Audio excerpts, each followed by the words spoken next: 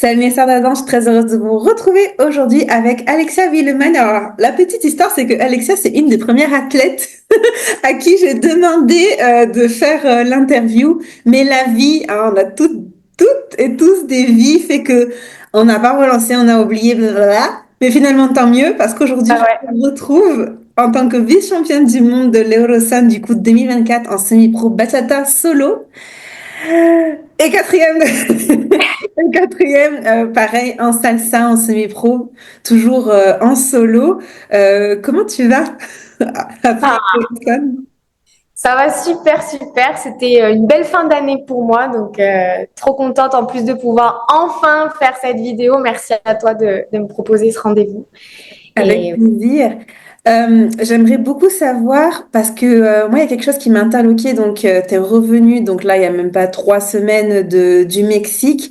Et dans ton poste, alors moi, je connaissais tes résultats parce que Zeki les avait partagés. J'essayais de suivre un petit peu, comme je pouvais, les athlètes français.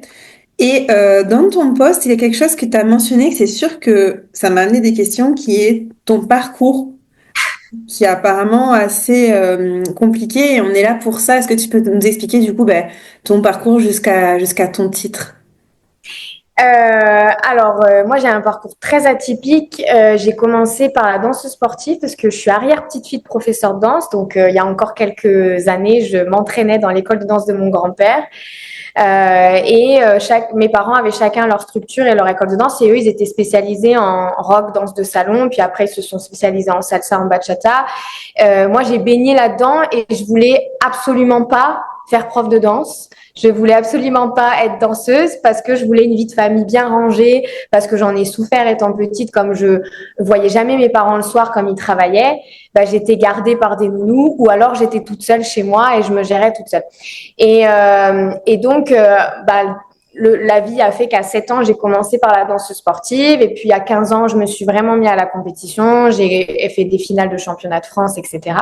Mais c'était un milieu qui n'était pas aligné avec qui je suis. Un petit peu comme si il y avait une espèce de transformation excessive, de mon point de vue, hein, bien sûr, excessive, qui fait que tu es un peu comme un dédoublement de personnalité, que c'est pas vraiment toi qui danse, mais que c'est une autre version de toi-même. Et ça me gênait profondément. Euh, J'avais du mal avec ce manque un peu d'authenticité, même si j'adore la danse sportive et que je trouve que c'est un sport qui est absolument incroyable et qui demande des prouesses techniques exceptionnelles. Mais moi, ça me correspondait pas. Et puis, j'ai rencontré Jordan Mouyera qui fait le programme Danse avec les stars maintenant, qui a été mon danseur avec qui j'ai fait des très bons résultats. Sur un coup de tête, on nous dit, mon coach nous dit, oh, vous dansez la salsa tous les deux. Allez, il y a une Coupe de France. Si vous gagnez 2 Coupes de France, vous partez en Colombie faire les Jeux Olympiques. Donc, allez-y, quoi. Et donc, nous, on se prépare vite fait, on rigole de ça parce que pour nous, bon, voilà, c'était juste un amusement à côté de tout le travail qu'on faisait. Et on gagne les 2 Coupes de France. Et donc, on représente la France en Colombie, à Cali, à 18 et 19 ans. Donc, c'était fou. On a dansé devant 20 000 personnes dans une arène à ciel ouvert. Enfin, c'était dingue. C'est en 2013 avec Ouais, c'est ça. Adriana qui avait gagné, Adriana Jefferson. Ok. Exactement. Et puis du coup, ça, c'était une expérience très positive, mais la fédération nous a imposé des coachs à Paris et c'était pas des coachs qui étaient dans notre style de danse à nous, avec notre énergie à nous, qui était plutôt très colombienne, très énergique. Et on nous a imposé un coach qui était plutôt dans quelque chose de plus classique, de plus doux. Et donc, ça n'a pas matché au niveau des énergies et de ce qui était attendu, surtout en Colombie, à Cali, parce que bah, la Colombie, c'est quand même des fous. Et, euh, et donc, voilà. Et donc, on s'est retrouvés à faire une place qui n'était pas forcément celle qu'on attendait. Et puis, après, on nous a proposé de partir à Taïwan. Et là, ça a été le pompon parce que moi, je ne voulais pas y aller. Je voulais arrêter là. J'en avais marre. Depuis que j'avais 7 ans, je dansais. Depuis que j'avais 15 ans, je faisais de la compétition bien poussée ou presque tous les week-ends, j'étais en compétition. Donc, c'était très, très, très intense. Et j'en avais un peu marre et je voulais arrêter là. Et puis finalement, on m'a un petit peu poussé. Je me suis retrouvée donc à Taïwan pour faire les championnats du monde. Sauf qu'arrivée sur place, malheureusement, on a mal lu le règlement technique et il nous manquait une danse. Donc, on n'a pas pu danser. Moi, je suis restée 10 jours sur place à pas pouvoir danser, à regarder avec Jordan, mon danseur, à regarder les autres concurrents danser. Et ça a été pour moi la goutte de trop, un traumatisme énorme. Et donc, je suis rentrée de Taïwan et j'ai dit là, c'est bon, j'arrête. J'étais arrivée. C'était quelle compétition? J'ai plus le nom. Hein. C'était la WDSF, si je me trompe pas, qui l'avait organisée à Ok, l'époque. Mais j'ai plus le nom. Mais c'était un World Championships. Hein. C'était un championnat du ok. monde. Voilà. Et donc, quand je suis rentrée, j'ai décidé d'arrêter. En fait, j'ai fait un burn-out. Donc, j'ai été pendant un an, je me rappelle de rien de ma vie. C'est un blackout total. Je sais juste que mes parents se sont vraiment inquiétés et que du coup, ma mère a voulu que je fasse de la thérapie pour justement pouvoir exprimer ce que je n'arrivais pas à exprimer. Et c'est là que finalement, je crois qu'elle m'a fait le plus beau cadeau parce que ça m'a permis d'être la femme aujourd'hui que je suis. Et si je devais repasser par cette étape, je repasserais par cette étape sans hésitation, même si c'était très dur. Et ce burn-out, il venait de quoi à l'époque? La pression que tu te mettais toi sur les épaules, ça venait de quoi exactement? C'était un tout. C'était un tout parce que, en fait, j'avais l'impression que j'existais pas en dehors de Alexia la danseuse. J'arrivais pas à trouver mon identité. J'ai commencé à 15 ans à concourir dans des catégories adultes alors que j'aurais dû être junior. Donc tout de suite, j'ai dû paraître plus âgée, danser plus féminine, tu vois. Et je pense que c'est un trop-plein entre le manque d'alignement de ce que je faisais et tous les entraînements et les études et le fait que j'arrivais pas à avoir mon identité propre en dehors de la danse et tout ça en fait. Mhm. C'est un ras-le-bol général. Ok. Voilà. Après ce burn-out, du coup, tu consultes. T'as quel âge à ce moment-là? J'ai 19 ans. Et il se passe quoi après? Il se passe quoi après? Il se passe que je dis, donc pendant un an, je danse pas du tout, pas une seule fois. Je refuse de danser. Et puis, au bout d'un an, ça me manque. Je sens le manque. Et je dis à mes parents, j'aimerais quand même être danseuse, mais euh, pas à deux. Je veux danser seule, je veux me gérer seule, je veux être responsable de moi-même, parce que la danse à deux, bah, ça impose aussi de se complaire dans la disponibilité de l'autre. Donc, même quand tu es fatigué, bah, tu dois y aller. Alors, quand tu es seul, tu te gères différemment. Et donc là, je vais faire une école de formation pendant 3 ans à Cannes, dans une grande école qui est très connue à Cannes et qui forme à la danse classique, au hip-hop, au heels, au contemporain et au jazz. Ok. Voilà. Ok. Et Euh, là, ça m'a fait beaucoup de bien parce que ben, j'ai dansé seule, j'ai dansé dans un autre milieu qui avait rien à voir, il n'y avait pas de talons, c'était pieds nus, à peine maquillée, les cheveux lâchés. Donc déjà, c'était tout l'inverse de ce que moi j'avais connu. On me disait, tu gomines pas trop les cheveux quand tu fais tes chignons. Et moi, j'étais là, waouh, c'est parce que en danse sportive, c'est plus que plaqué. Et en fait, bah, du coup, ça m'a fait du bien parce que je pense que c'était un peu l'opposé de ce que j'avais vécu. Et ça, cette formation, elle a été, enfin, voilà, ça a été, il y a eu des hauts, des bas, parce que comme tout parcours, bah, c'est pas toujours évident. Mais en tout cas, moi, ça m'a fait un grand bien. Et puis, en parallèle, j'ai aussi fait une fac de psycho. Et du coup, là aussi, ça m'a un peu, je pense, soignée d'une certaine manière, parce que du coup, j'ai pu exister autrement qu'à travers la danse. Et j'étais pas juste danseuse, mais j'étais aussi autre chose. Voilà. ok. Et ensuite? Et donc ensuite, de nouveau, j'arrête la danse parce que je me prends de passion pour mes études en psycho. Et donc, je décide de partir à Aix-en-Provence pour être pris dans un master réputé. Je suis prise dans ce master, donc je pars à Aix-en-Provence. Et là, je me dis, pourquoi pas donner des cours pour essayer de gagner ma vie en même temps que mes études. Et donc, je me retrouve à donner des cours à Rock Caliente, à Aix-en-Provence, à Latinaway aussi sur Aix-en-Provence. Et puis, les hasards de la vie font que je rencontre quelqu'un et je décide de monter mon association sur Pourrières. Et puis là, ça décolle. Maintenant, j'ai mes locaux. Donc, voilà, l'association, elle se développe et du coup, je suis devenue gérante et j'ai pas fini mes études. C'est pour ça que je dis que c'est un parcours hyper atypique parce que c'est la vie qui m'emmène sur plein de chemins, mais c'est toujours très juste finalement. Mais j'ai arrêté mes études de psycho parce que j'avais plus le temps, parce que l'association prenait trop de temps et donc voilà. Et la salsa, entre-temps, en 2016, je crois, ou 2015, je sais plus, j'ai une proposition de Cubains qui me disent on aimerait bien t'intégrer avec nous dans une troupe à Cuba, est-ce que tu accepterais? Et il faut savoir qu'il l'avait déjà proposé à ma mère, mais quand j'avais 13 ans. Et ma mère avait refusé, bien sûr, parce que me laisser partir à Cuba à 13 ans, c'était pas envisageable. Et donc, c'était le regret de ma vie. J'ai aucun regret, mais ça, c'était vraiment le regret de ma vie d'avoir refusé. Et finalement, il me l'a reproposé quelques années après. Et là, j'ai dit oui. Et je suis partie pendant 3 mois. Et ça a été. En fait, la salsa, c'est un peu ce qui m'a sauvée. Pour être très honnête, c'est ce qui a fait que je suis là aujourd'hui parce que. Je sais pas finalement où j'en serais dans le milieu de la danse parce que ça m'a ramené de la joie, de la vibration. En fait, c'est hyper aligné avec qui je suis.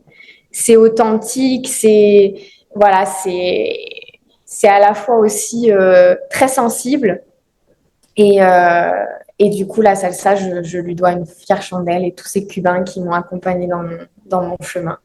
Ce que j'allais dire, c'est quand tu parlais du style colombien, moi je t'ai toujours étiqueté parce qu'on se connaît depuis le filage avant le championnat de France 2022 à Nîmes. Et tu as un style très cubain. Enfin, pour moi, c'est associé, tu vois. Et il y en a pas beaucoup finalement Non. des styles en France en tout cas. Euh, des styles comme toi, des styles cubains en solo et etc. Ok, tu pars à Cuba. Qu'est-ce que tu retrouvais dans la salsa que tu retrouvais pas dans le heels parce que tu as testé d'autres choses. Tu aurais pu te retrouver, Ouais, je sais pas moi, dans une compète. en heels, jamais, mais oui, en fait, enfin, la salsa, je trouve qu'il y a une authenticité, une générosité, il y a une libération aussi corporelle.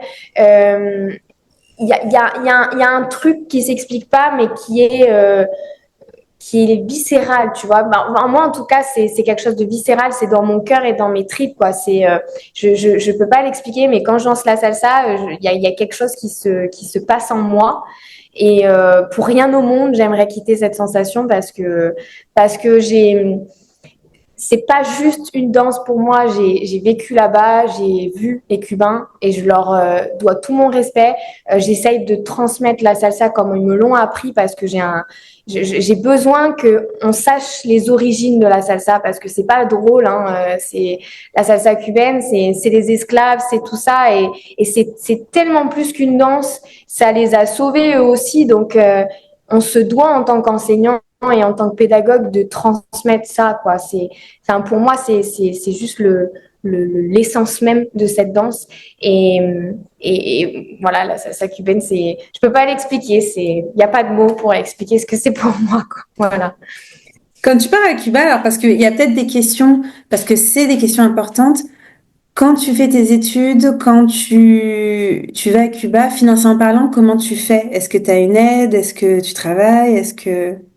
Non, j'ai jamais vraiment eu d'aide. Je donnais quelques cours. Et avant ça, je vivais chez mes parents et que je donnais aussi des cours. J'ai commencé à l'âge de 17 ans à donner des cours, je crois. Et donc, je mettais de côté.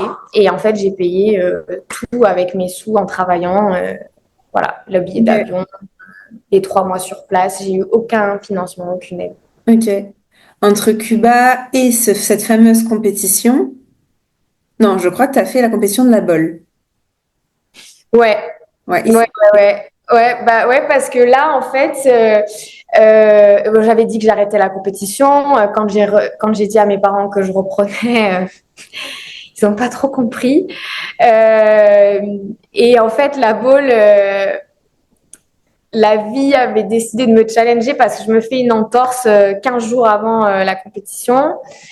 Euh, et en fait, là aussi, j'ai repris ces entraînements parce qu'on était en plein Covid et qu'il y avait rien à faire et que moi, je m'ennuyais, que j'avais plus mes cours et tout. Et je me dis, ben, pourquoi pas, ça te donne un objectif, un challenge. C'était une bonne idée qu'ils le fassent comme ça pendant cette période-là. Donc, je me dis, ben, ok, j'y vais. Voilà. Bon, ça n'a pas été. Arrivé troisième, non? Je suis arrivée deuxième à la boule. Deuxième, ok. Ouais, t'avais la robe jaune dans ma tête. C'est possible? J'avais quoi? Une robe jaune? Oui, c'est ça. J'avais une Ouais, robe ouais, je me rappelle. Ok, donc en fait, c'est par hasard que quand la fédération, quand à ce moment-là, la FFDSBK elle est reprise, c'est juste ouais, par hasard, c'est pas parce qu'il y a une promo de ouf, c'est pas, c'est non, juste, tu t'es dit, bon, bah, maintenant non, que le temps, je vois, il y a une compète passer, je m'inscris. c'est ça. Ouais, en plus, en fait, c'était juste pour l'objectif et pour le processus aussi de me dire, bah, j'ai un objectif, voilà, ça m'occupe pendant le Covid parce que c'était une période tellement creuse pour nous voilà. Tu voulais, ok, tu arrives vice-championne, t'aurais pu t'arrêter là. Oui. Mais en fait, le problème que j'ai, et c'est vraiment bon, c'est pas un problème, mais c'est qu'en fait, je m'en fous du résultat. Mais moi, c'est tout le processus qui m'intéresse. C'est le démarrage du projet jusqu'à la concrétisation le jour J sur scène, tu vois. Je pourrais partir sans avoir les résultats que ça changerait rien à ma vie. Mais tout ce processus, cette préparation mentale, ce travail sur soi, c'est ce qui me fait le plus évoluer dans ma vie de tous les jours. C'est pas que dans la danse, mais c'est aussi dans ma vie de tous les jours. Donc, bah, c'est ça qui est enrichissant, tu vois. Et j'ai du mal à décrocher avec ça parce que je trouve pas autre chose qui me challenge autant et qui m'oblige autant à cette discipline et mentale et physique, tu vois. Mhm. Du coup, t'as pris goût et tu te dis, je suis à une place de faire championne. Quand tu te réinscris, est-ce que c'est avec un objectif quand même de faire un meilleur résultat ou pas forcément l'année d'après? On sait jamais, hein. Donc, oui, je savais que j'avais mes chances, mais bon, on sait jamais. T'avais fait le premier solo de championnat de France 2021 toute seule? À la Baule 2022, je crois que c'était. Oui, Euh, à la Baule, c'était la première fois que je dansais seule en salsa. Et peut-être même ok, seule, et peut-être même seule aussi sur scène parce que si j'avais fait des compétitions en jazz où j'avais été seule. ok, ok. Mais t'avais pas d'entraîneur, t'as fait ta choré toute seule.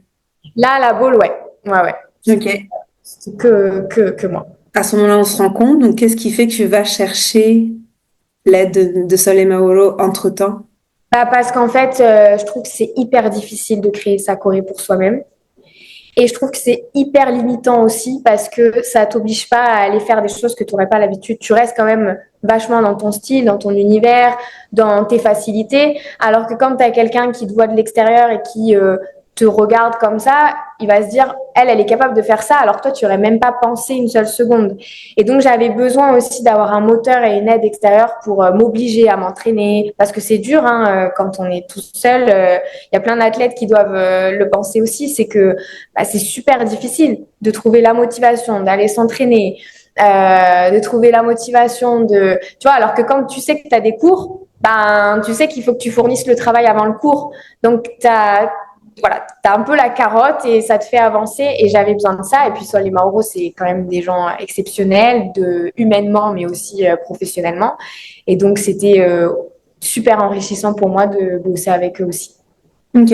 Parce que je te demandé pourquoi eux et pourquoi pas quelqu'un d'autre, tu vois. Enfin, il y en a beaucoup. Amérique latine, déjà, ils ont ce truc-là. Et puis, voilà, c'est Sol et Mauro, quoi. Enfin, aujourd'hui, Sol et Mauro, quand on dit Sol et Mauro, on sait qui c'est, quoi. Voilà, leur énergie, leur expérience de scène aussi, et puis le fait qu'ils soient aussi proches, par chance, Ouais, grave. Ouais, ouais. de, de là où moi j'habite, quoi. Et, moi, je me rappelle qu'après mon championnat à moi, je demande que toi, tu passes la veille. Pardon, toi, oui, c'est ça, tu passes la veille, les pros, ils passent la veille, moi, je passe le lendemain. Et après, je redemande à Sol, alors, Alexia, ça s'est passé comment? Et je me rappelle, et c'est là que j'ai besoin de savoir, toi, ta vision, elle m'a dit, non, Alexia, elle méritait une meilleure place, mais c'était pas sa meilleure performance. Dans le sens, ton niveau, sur le papier, tu défonces tout, mais la compétition elle-même, c'était pas la bonne compète. Enfin, c'était pas une bonne compète pour toi. Qu'est-ce qui s'est passé? Il s'est passé plein de choses et c'est tout le travail que j'ai fait pour le Mexique justement. C'est que quand je me regarde avec le recul, je vois beaucoup de détermination, mais je vois beaucoup de force aussi et ça me dessert. C'est-à-dire que j'étais tellement dans une recherche de performance que c'était presque trop agressif, tu vois.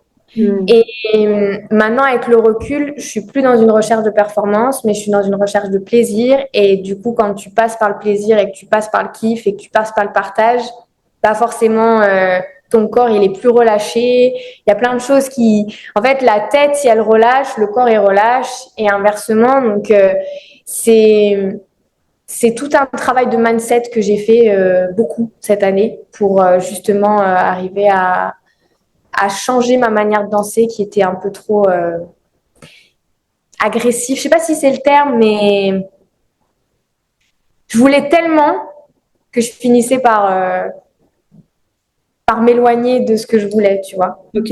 Est-ce que tu penses pas que c'est un processus? Admettons que je crois que t'as pas de compétiteur dans ma tête. Tu coaches aucun compétiteur. Mais est-ce que c'est pas un processus que tous les compétiteurs doivent vivre? D'aller dans l'extrême de la performance pour retrouver éventuellement son essence et le juste milieu entre technique Mm, et l'essence de c'est cette espèce d'alignement parce que quand tu es trop douce, t'en vois mm. pas assez. Je me demande si c'est pas un processus qui est finalement inévitable. Ouais, peut-être. Je sais pas. Je pense que il y a quand même, on néglige beaucoup la part de psychologie dans le travail de tout sportif. Mais tu vois, moi, il y a un truc qui m'a marqué, c'est Léo Marchand. Léo Marchand, quand il a fait des interviews, il a dit qu'avant ses compétitions, son préparateur mental, il lui demandait de ne pas réfléchir à sa compétition et de faire autre chose, de jouer à des jeux, de penser à des choses, etc. Et en fait, quand tu y réfléchis, tu dis, bah ouais, c'est logique, parce qu'en fait, après, ça fait une saturation au niveau du mental et ton corps, il est saturé aussi. Donc, je pense que on est tous différents. On va tous gérer différemment. Il y en a qui vont pleurer avant, il y en a qui vont se dire des paroles positives. Enfin, je pense que c'est le processus de chacun. Mais moi, en tout cas, c'était celui-là, c'était d'être bien plus gentille et bienveillante avec moi pour pas être, pour pas me maltraiter et finalement que ça se voit aussi sur scène. Finalement, ça se voyait avec le recul, ça se voyait quoi. En termes de préparation, vas-y, dis-moi. Et je faisais à chaque fois, et c'est un petit peu ce qui s'est passé au Mexique, mais bon, je fais toujours une meilleure semi-finale qu'une meilleure finale. Ah ouais. Parce que la semi-finale, j'attends rien.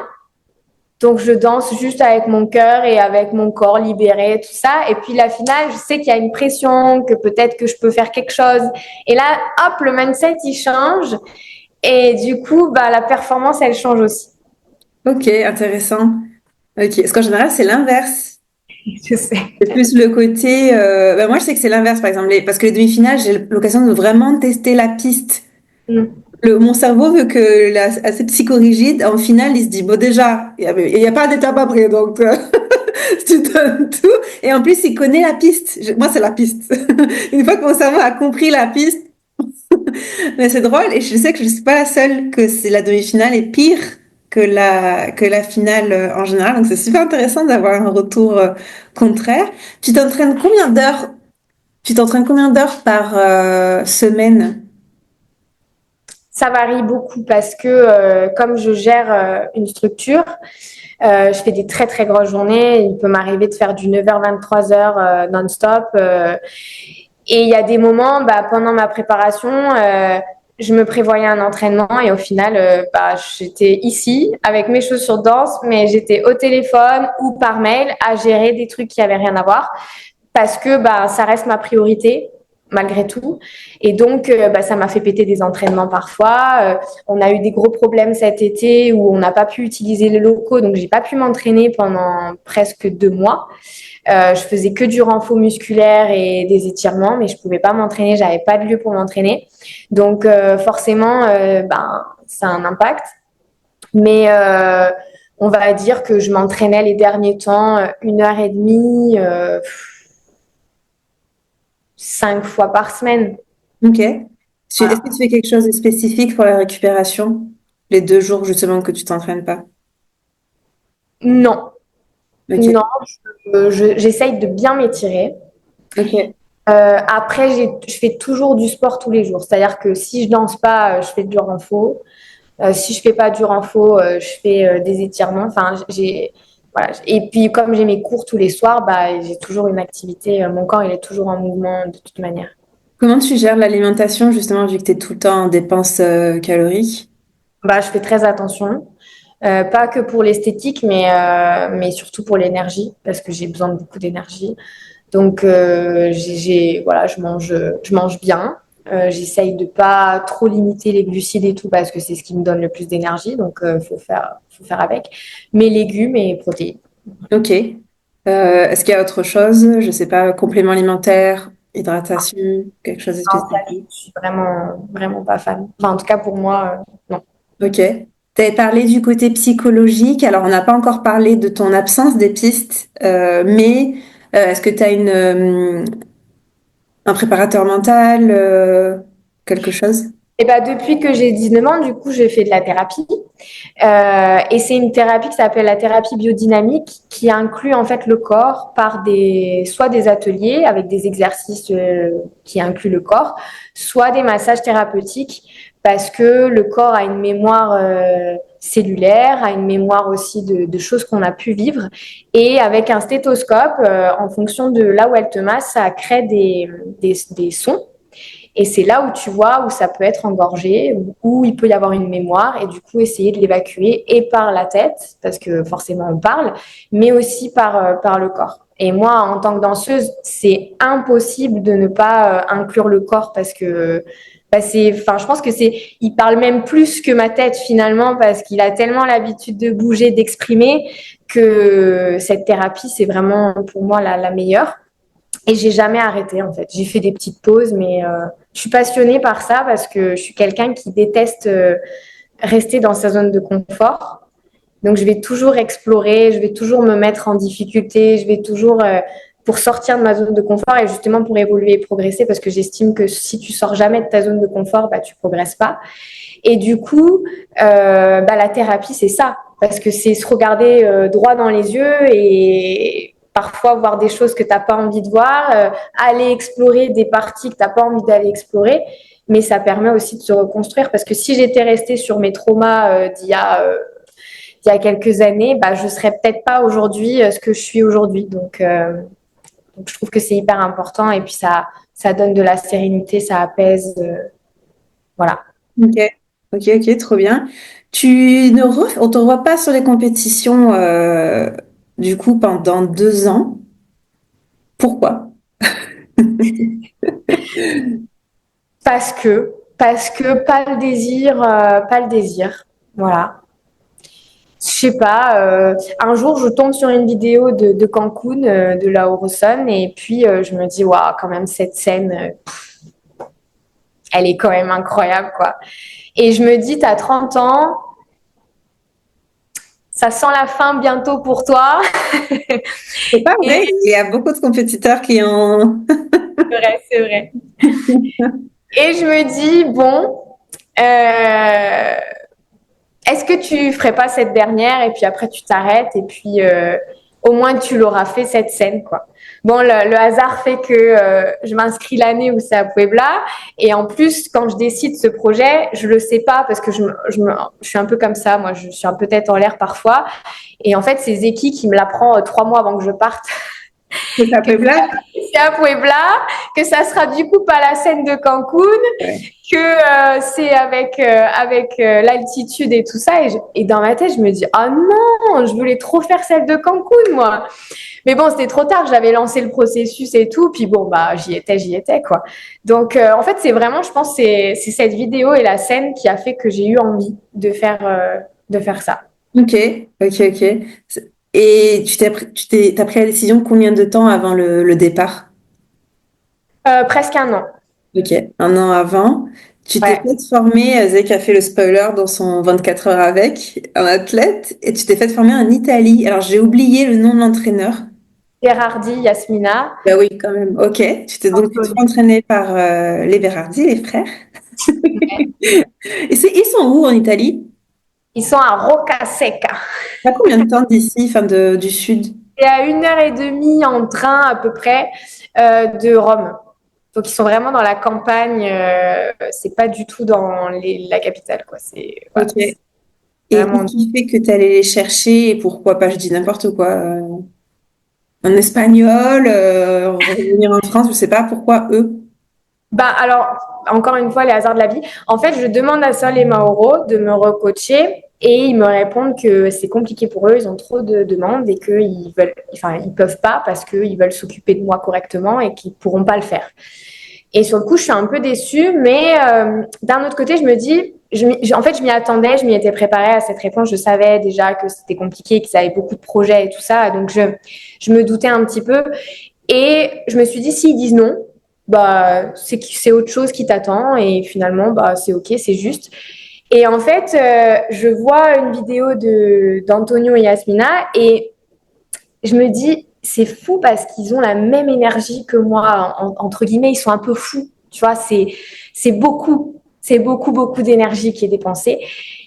Et je me dis, peut-être qu'il y a quelque chose à faire avec eux, quoi.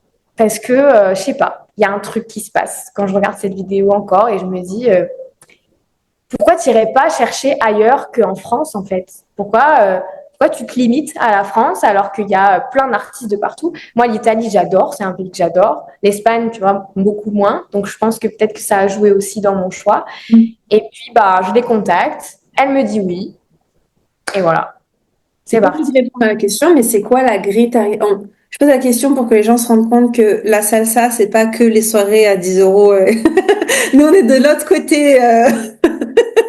On n'est pas de ce côté-là. C'est quoi la fourchette de tarifs pour se faire entraîner avec les transports, le logement, l'accompagnement avec eux? C'est quoi le budget Waouh. Euh,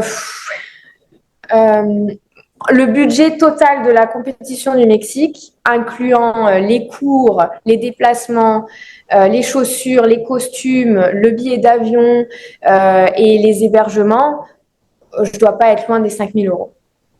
Encore, ça va, hein, j'ai entendu au-dessus. Ouais. Je ne vais pas compter précisément, mais je dois pas être loin des 5 000 euros alors bien sûr, c'est sur un an, hein, mais voilà, c'est Un tarif. beaucoup d'heures de travail aussi derrière parce que bah, il faut pouvoir le payer, quoi. Donc, Comment tu fais? Tu te déplaces combien de fois par année, mois pour te faire former? alors, je me suis déplacée plusieurs fois. À chaque fois, je prenais beaucoup de cours parce que bah, forcément, il faut rentabiliser le déplacement. Euh, voilà, j'y suis allée peut-être 3 fois, je crois. Et à chaque fois, je prenais au moins 6 heures, entre 3 et 6 heures. Ouais. Ok. Que de ton solo ou des cours autres? Non, que du solo, que pour Ouais. travailler les solos. Après, j'ai fait aussi avec Yasmina des vidéos ou des visios pour corriger des détails, etc. Mais ouais. Ok, ça se fait bien comme ça. Ça se fait si tu as une connaissance de ton corps, si tu as une bonne analyse de toi-même aussi, parce que bah, tu travailles quand même beaucoup seul. Mhm. Tu as Ok. un accompagnement, mais ils sont pas là tout le temps. C'est pas comme si j'allais toutes les semaines dans leur école prendre des cours réguliers comme leurs élèves, tu vois. Ouais, ouais. Euh, Alors, on te connaît, enfin moi je te connais en tant que salsera parce que c'est là où je t'ai vu sur la scène, etc. Mais en fait, le titre le plus important, c'est vice-championne Rising Star de bachata. Elle vient d'où cette idée? Bah, je sais pas, là aussi, je sais pas. Je me dis, en fait, ma maman, il faut savoir qu'elle m'a toujours dit, je suis sûre que la bachata, ça t'irait trop bien. Et moi, il faut savoir que quand je vais en soirée, je me fous toujours de la gueule des bachateros parce que ils me font rire, parce que c'est très sensuel, etc., etc. Et cetera. Et que je suis quelqu'un qui taquine beaucoup, donc j'embête toujours les gens là-dessus. Et puis, je fais toujours ressortir mon amour pour la salsa, tu vois, plus que tout. Et bon, et là, je me dis, t'es là-bas, tu vas te déplacer. C'est pas un costume en plus qui va te coûter bien plus cher au point où tu en es. Donc, je me dis, bah, allons-y, quoi. Mhm. Yasmina, elle fait la bachata, elle fait la salsa. J'aime bien son style aussi. Voilà. Donc, mais alors vraiment, je me lance dans la bachata comme encore une fois un moyen de sortir de ma zone de confort parce que la bachata, ça fait travailler beaucoup la douceur et c'est tout ce que j'ai besoin de travailler pour la salsa aussi, tu vois. Mhm. Donc, du coup, je me dis, ça va forcément m'apporter aussi des choses et puis ça va me challenger et ça va me permettre de sortir de ma zone de confort et de me challenger dans une discipline que je ne connais pas, dans un pays étranger. Enfin, voilà, c'est la bachata, je n'avais jamais fait de compète de ma vie. C'était la première fois.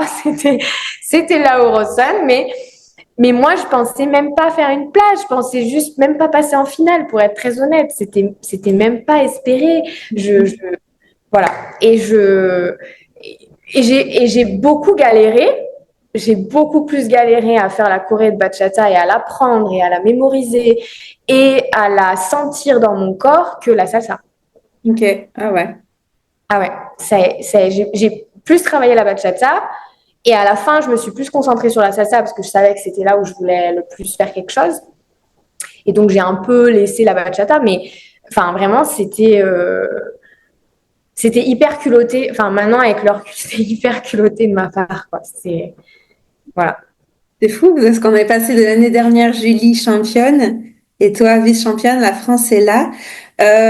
On peut avancer du coup, donc t'arrives à l'Eurozone, prête. Non, pardon, tes costumes, tu les as fait faire où? Je les ai fait faire à Lyon, à Siléo Création, et je la recommande parce qu'elle est incroyable. Je l'ai vue uniquement une seule fois, c'est pour l'essayage, en fait, pour faire les derniers ajustements. Mais on a travaillé à distance. Moi, je lui ai envoyé plein de photos de tout ce que j'aimais dans différentes robes, tu vois. Et puis, on a fait un montage de tout ça. Et c'est super difficile de faire comprendre à l'autre ce que tu as dans ta tête. Mais l'autre, il n'est pas dans ta tête. Et elle a vraiment réussi à comprendre. Et on a fait un costume qui était vraiment celui que je voulais. Donc, les deux costumes sont vraiment ceux que je voulais. Et je suis trop contente d'avoir travaillé avec elle. Ça n'a pas été facile tout le temps, hein, parce qu'il y a des moments où on ne se comprenait pas trop, mais vraiment, elle a été patiente, très professionnelle et vraiment, je la recommande. Vous avez fait faire en combien de temps? Et ben en plus, je devais le faire par une autre couturière qui a eu des problèmes de santé, qui du coup m'a annoncé en septembre, je crois, mi-septembre peut-être, qu'elle pourrait pas faire mes costumes. Et là, je me Un suis mois dit, avant le départ. ouais. Et là, je me suis dit, ben, je vais prendre une feuille de vigne, je sais pas. Je sais pas ce que je vais faire, mais ça va être compliqué en droit, moi. Et je contacte plein de couturières, dont j'ai plus le nom là d'une couturière sur Lyon qui est super connue en danse sportive. Sophie, elle s'appelle Sophie Thomas. Astrae. Et elle me dit, moi, j'ai trop de travail. Si vraiment t'as personne, je te les fais. Mais vraiment, si t'as personne, contacte Siléo et tu me diras. Et en fait, Siléo me dit oui. Elle me dit, c'est short, mais on peut le faire. Donc, je la remercie du Ok. fond. Ah ouais, donc en express, pareil, forfait budgétaire. Après, les robes, c'est pas forcément la couturière, c'est selon ce que toi tu voulais. Ça dépend beaucoup de si vous voulez des strass, plus ou moins le design, nanana. C'était quoi la fourchette budgétaire pour les deux costumes? Les deux, j'en ai eu pour moins de 1 500 euros, ce qui est très correct, ce qui est très très correct, très Ok, honnêtement. Et ils sont magnifiques, ils sont très bien finis. Enfin, vraiment, voilà, il n'y a ok, rien à dire. parfait. On arrive à l'Eurozone. Donc, ton passage, il est mercredi? Mardi. Mardi. T'as commencé avec salsa direct, non? Ouais, salsa, ouais, semi-pro. Salsa semi-pro. Après, j'ai fait salsa pro et j'ai fini avec la bachata en semi-pro. T'as eu tout le même jour? Ouais. Oh, waouh! Alors, comment ça se passe, l'oxygène? Alors, l'oxygène, comment te dire que j'ai voulu faire ma maline et pas en prendre le premier passage. Donc, moi, j'en prenais jamais avant de rentrer en piste parce que ça me stressait de pas être en pleine possession de mes moyens, tu vois, d'avoir un peu la tête qui tourne et tout ça. Donc, j'ai jamais pris. Par contre, quand tu sors, bah, tu sens hein, clairement que c'est pas comme d'habitude. Mais j'ai pas voulu prendre sur le premier passage. Je me dis, ah, je suis forte et tout. Un petit peu d'ego. Et puis, en fait, bah, tu comprends vite que ça va pas le faire, donc il vaut mieux pour la récup, en fait, c'est surtout pour la récup qu'il vaut mieux que tu en prennes. Donc le passage de pro en sortant, là j'en ai pris, et en bachata pareil j'en ai pris à la fin, et, et le mercredi c'était mon jour de repos, c'était affreux. J'ai été dans une fatigue que j'ai jamais connue. J'arrivais pas à m'entraîner. Je me suis entraînée en toute fin de journée. Je suis allée prendre de l'oxygène alors que je dansais pas parce que je sentais que, en fait, je sentais qu'au niveau récup, c'était pas optimal. Que toute la journée du mardi m'avait beaucoup fatiguée, m'avait demandé beaucoup de ressources et que mon corps il était épuisé. Et je me suis dit ça va être chaud parce que tu fais tes finales jeudi et le lendemain donc. Et je me suis dit, bon, j'espère que mon corps, il va repartir, quoi. Voilà. Oui, mais je voulais savoir plutôt tout le reste. Combien de fois tu t'es entraîné sur place? Comment ça s'est passé, tes premiers passages? Quand est-ce que vous avez les résultats, etc. Alors, du coup, on est arrivé, donc nous, on a pris l'avion le jeudi. On est arrivé le jeudi soir ou le vendredi, je sais plus. Moi, j'avais pris de l'homéopathie justement pour l'oxygène, pour l'altitude et tout ça. Donc, je pense que ça m'a un petit peu aidé. Après, on s'est entraîné directement quand on est arrivé. On s'entraînait le matin 1h30 et l'après-midi 1h30 avec Zeki et puis Pauline, parce qu'il n'y avait pas encore Julie. Euh, et puis après, on a attaqué le mardi nos compétitions, mercredi repos et le jeudi les finales. Et on s'entraînait quand on pouvait, quoi, quand notre corps il répondait présent aussi parce qu'il faut s'écouter. Et quand voilà. Et on faisait aussi en fonction des passages des autres parce qu'on essayait de se soutenir forcément, d'être là pour voir les prestations des autres, quoi. Ok. Au niveau d'alimentation, ça s'est passé comment sur place? Ben, c'est pas mon alimentation, ça manque beaucoup de légumes, tout ça. Donc, bah, tu fais comme tu peux. Moi, j'ai premier repas que je fais au Mexique, pour la petite anecdote, je me retrouve avec une omelette pleine de criquets. En fait, le truc, c'est que je mange les trois quarts de l'omelette et je sais pas, j'ouvre l'omelette et en fait, je me rends compte que j'ai mangé des criquets. Voilà. L'avenir, Alexia, c'est plein de protéines. Ah bah là, j'étais full. Là, j'étais Ah, full, ouais. full, full, Oh full. my God, ok, d'accord, sympa. Ah oui, d'accord, donc l'alimentation, et comme tu dis, parce que Sol et Moro, ils l'ont dit, fais attention que l'alimentation. Je lui dis, mais de quoi elle parle? Et Alors ouais, bah, pour tout ce qui est tourista aussi, faire attention à pas les glaçons, enfin, tu vois, pas trop de crudité, que ce soit un restaurant qui soit propre, parce ok. que c'est comme dans tous les pays étrangers, on n'a pas les mêmes immunités, donc il faut faire Mhm. attention, quoi. Tes passages se sont passés comment le mardi? Trop bien. Le mardi, c'était un gros kiff parce qu'encore une fois, moi, j'y allais pas pour le résultat. Je savais pas en fait ce que j'allais faire. Je savais pas comment me positionner par rapport aux autres. Et puis je m'en foutais, franchement. Moi, ce que je voulais, c'était avoir le public et et prendre un max de plaisir. Et c'est ce qui s'est passé sur tous mes passages du mardi. Par contre, le jeudi, j'ai pas kiffé du tout mon passage en salsa de Ok. finale semi-pro euh, parce que je l'ai un peu subi. Ok. Parce que je suis retombée dans ce que je connaissais d'avance, c'est la performance. Et du coup, j'étais tellement focus sur la performance que j'en ai oublié le principal pour moi. Et donc, je suis sortie de scène et j'ai dit, waouh, j'ai dit, la bachata, il faut pas que ça se passe comme ça parce que c'est pas ça t'es pas venue pour ça, Alexia, vraiment, ressaisis-toi, quoi. Et je me suis foutu un gros coup de pied au cul parce que je me suis dit, mais, ok, t'as vu, c'est pas bon, t'aimes pas ce que tu viens de faire en salsa, donc en bachata, il faut que tu kiffes. Et la bachata, je suis toujours émue quand j'en parle parce que la bachata de finale, je peux pas expliquer ce que j'ai vécu. C'est sur scène, c'était. J'ai encore là en parlant, je me vois encore sur scène à danser et à ressentir une émotion, un truc fou quoi. Et ça pour moi c'était franchement c'est ma plus belle médaille ça ça vaut tout l'or du monde ça. Voilà. Donc finalement je suis contente parce que peut-être que si j'avais pas loupé ma salsa, C'est ça. Top. peut-être que j'aurais pas dansé comme ça ma bachata. Donc, Jasmine, en plus, Jasmine, elle était partie du jury, non? le mardi. Ok. Elle t'avait fait des retours un petit peu, ou elle a le droit, elle n'a pas le droit, je sais pas. Non, quand elle juge, pas de retour. Après, elle jugeait pas. C'était son frère qui me jugeait le jeudi, je crois, Antonio. Euh, elle m'avait fait des retours en me disant que fallait que je sois un peu plus détendue, qu'elle avait senti que j'étais plus crispée au niveau des épaules, et ça se voit sur la vidéo, euh, et que euh, et que j'avais rien à prouver à personne et qu'il fallait juste que je kiffe, quoi. Ok. Voilà. Ah, c'est Elle trop. a toujours, Yasmina, c'est vraiment une très belle personne, vraiment.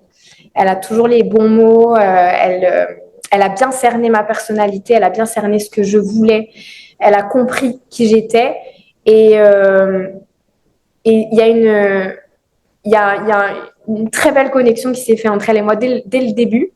Et à chaque fois qu'elle m'a fait des retours, c'est exactement ce que j'avais besoin qu'elle me dise, qu'elle me disait. Et pourtant, on ne parle pas la même langue, et pourtant, et, Mhm. et voilà. Donc, Tu veux te demander, vous parlez en quelle langue? on parle en espagnol et en anglais un peu. Ok, ok, ok. Parfois, elle me parle en italien, mais bon, je comprends pas, je comprends quelques trucs, mais pas tout, quoi. Voilà. Et du coup, tu ressors de scène. Je t'ai même pas demandé, est-ce que tu as un petit truc porte-bonheur en entrant de scène et en sortant de scène ou pas du tout, à l'arrache?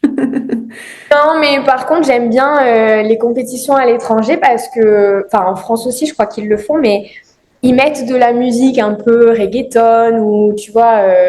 Et en fait, ça, c'est ma manière à moi de déconnecter. Donc, moi, avant de passer, je suis comme ça, je suis en train de danser du reggaeton parce que ça me permet de lâcher, tu vois. Ça permet que mon corps, il soit en mouvement, mais qu'il lâche, qu'il soit pas dans un contrôle. Et puis ma tête aussi. Donc, moi, c'est mon petit rituel, c'est danser, me relâcher. Voilà, mais j'ai pas de toc comme certains à me brosser les pieds sur mon sac de chaussures. Mais non, ça ne va pas, Zeki. Bah, moi, je fais des trucs bizarres aussi. J'embrasse la piste. Et chacun ses Ah temps. oui, ah oui, d'accord. Chacun ses trucs. Du coup, l'annonce du résultat. Ça c'est dingue.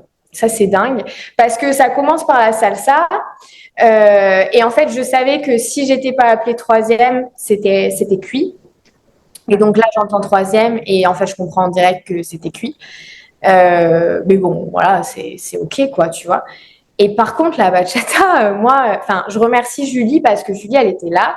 Et avant de passer ma semi-finale et ma finale en bachata, elle était à côté de moi parce qu'il y avait une autre fille aussi, une autre Julie qui faisait la compétition.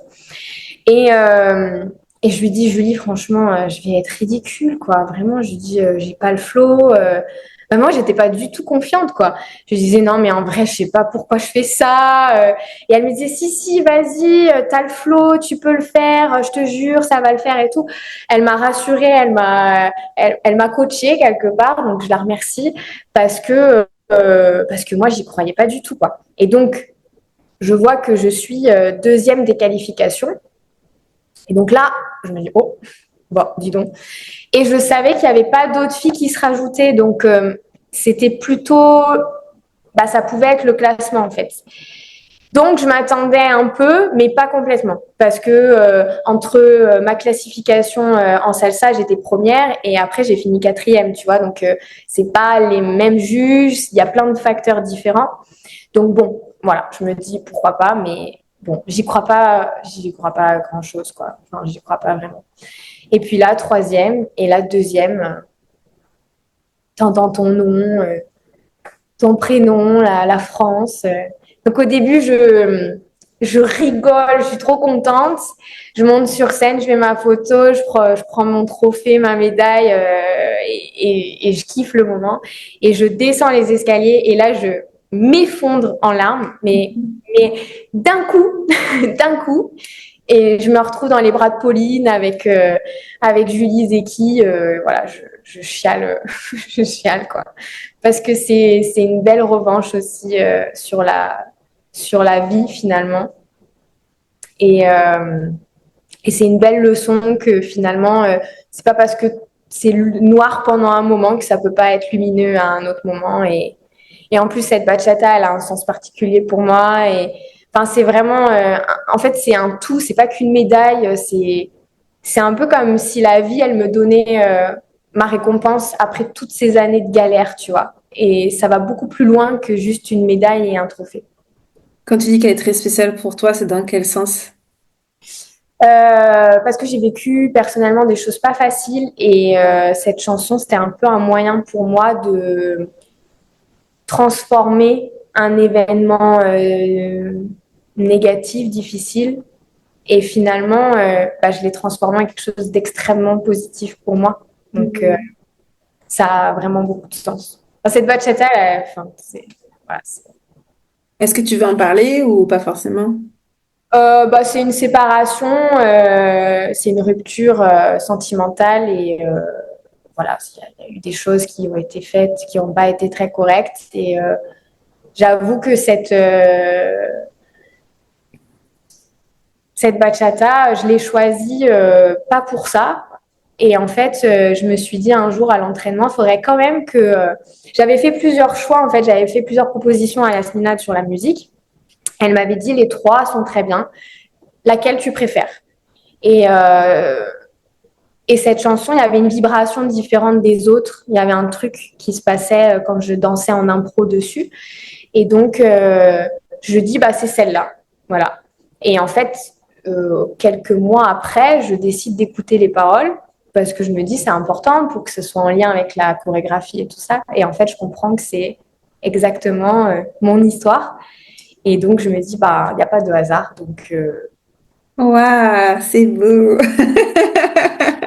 il n'y a pas de hasard, ça c'est sûr, tout a un sens. Enfin, moi, je vois vraiment la vie comme ça, en fait, tout a un sens. Et c'est pour ça que je dis que toutes les étapes de ma vie que j'ai vécues qui n'ont pas été les meilleures, mais je les referai parce que ça fait ce que je suis aujourd'hui. Et ça a construit toute ce mental, cette détermination, cet amour de moi-même que j'ai dû cultiver parce que bah, dans le sport, c'est difficile. Hein. On a tendance à être méchant, irrespectueux envers soi-même, manquer de bienveillance. Et je pense au contraire que maintenant, moi, mon chemin, c'est justement d'être dans l'amour de moi-même et dans le respect de moi-même parce que je pense que je peux beaucoup plus faire de choses qu'en étant dans la souffrance, le sacrifice, tu vois, tout ça. Mhm.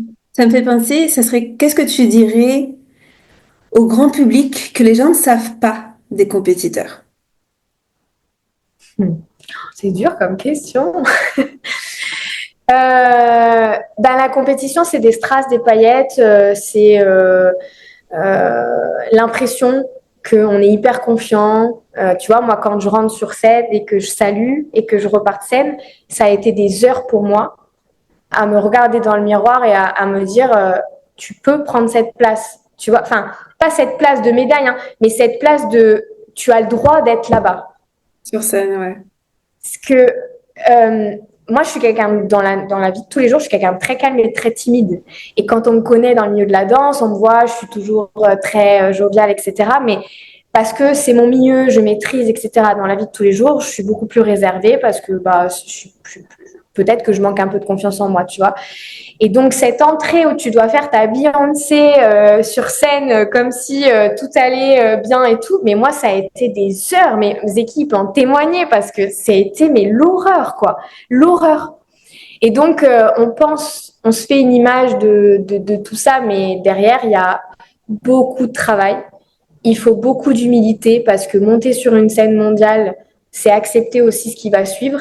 Et l'humilité, c'est une remise en question constante. Si tu n'as pas d'humilité, tu peux pas avancer dans le processus. Et donc, c'est beaucoup de choix, parce que moi, parlerai pas de sacrifice, j'aime pas ce terme-là, mais c'est des choix conscients que tu fais. Tu sais que tu vas investir ton argent dans tes costumes et que tu vas aller moins au resto, moins t'acheter des vêtements, moins voir tes amis, parce que mais c'est des choix, tu vois, c'est des choix de vie. Et donc, au grand public, je dirais que c'est pas tout beau, tout rose. Il y a aussi beaucoup d'épines. Voilà. Tu penses quoi de la présence française sur les compétitions internationales? Je trouve qu'on se démarque plutôt pas trop mal. C'est les sudistes, ils sont bons, quoi. Et puis les Lyonnais aussi, je pense à toute l'équipe de Yannick et Lamari qui bossent comme des fous. Ils étaient là-bas, ils ont fait des très bons résultats aussi et ça fait plaisir de voir aussi que la France arrive à s'imposer parce que il y a beaucoup l'Italie et puis après c'est beaucoup l'Amérique latine donc la France on est plutôt bien positionné et c'est cool, c'est cool. Écoute, je pense qu'on arrive à la fin. Est-ce que tu aimerais... Attends, c'est quoi la suite pour toi, du coup? On veut savoir. Du coup, j'avais dit que c'était ma dernière, mais voilà. Il a dit la même chose. Ouais, tu sais, quand j'avais dit que c'était ma dernière. Je l'ai vu hier et il m'a montré le papier de l'Eurosun sur le téléphone parce que c'est pas le papier, la capture d'écran de l'Eurosun. Et donc c'est à Cancun l'année Et prochaine. oui, Et donc on s'est regardé et je crois qu'on s'est compris sans se le dire parce que voilà. Bon après je sais pas, c'est loin, c'est encore loin, peut se passer plein de choses etc. Mais c'est vrai que, en tout cas, moi, je continuerai à bosser avec Yasmina, ça c'est certain, que ce soit pour la compète ou autre, ça m'apporte beaucoup. Donc voilà. Et puis on verra. Voilà. C'est le chemin de vie, quoi. mais écoute, merci pour ceux qui nous regardent. Les vidéos des passages sont sur YouTube. Si vous voulez prendre des cours, si vous voulez contacter Alexia, tous ces contacts sont dans la barre d'infos. Alexia, merci. Merci à toi. On se voit très, très vite. Pour ceux qui nous regardent, je vous dis hasta pronto. Ciao, ciao. Ciao.